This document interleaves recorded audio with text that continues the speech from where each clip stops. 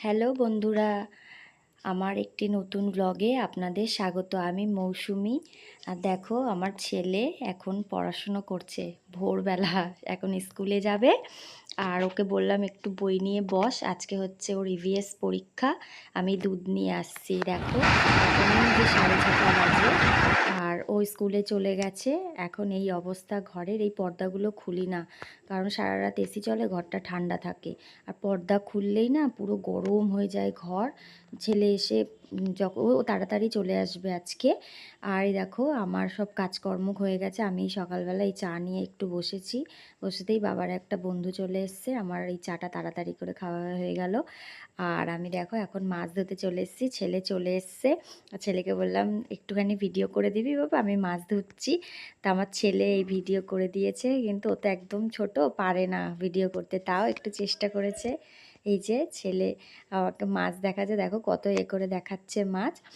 আর তাহলে আমি বললাম ঠিক আছে, এবার বন্ধ করো, যাও ভিডিও বন্ধ করো। তারপর দেখো আমি চলে এসেছি রান্নাঘরে। আজকে বেশি কিছু করব না, এই মাছের ঝোল করব আর একটা ভাজা করব, আর এদিকে ভাত আর ওদিকে ডাল বসানো রয়েছে।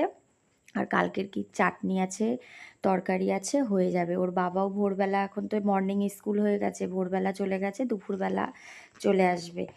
এই এবার দেখো, আমি হচ্ছে এই ঘরটাই শুধু গোছানো হয়েছে। আজকে একটু আমার কাজে মন লাগছে না, কারণ বাড়িতে কাজ হচ্ছে তো।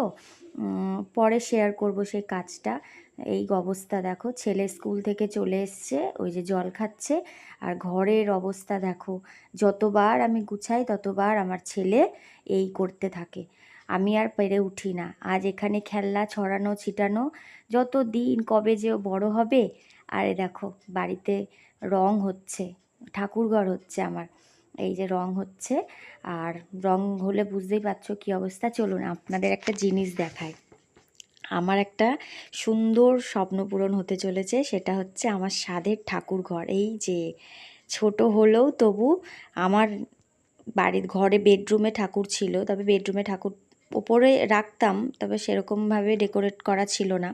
এই যে সুন্দর করে এখন সাজানো হচ্ছে, আর এটা যখন হবে তখন আপনাদের সাথে শেয়ার করব। আর এই দিকে আমার আমার এই চ্যানেলটাকে যদি আপনাদের ভালো লেগে থাকে, তাহলে এই পেজটাকে আপনারা একটু সাপোর্ট করবেন।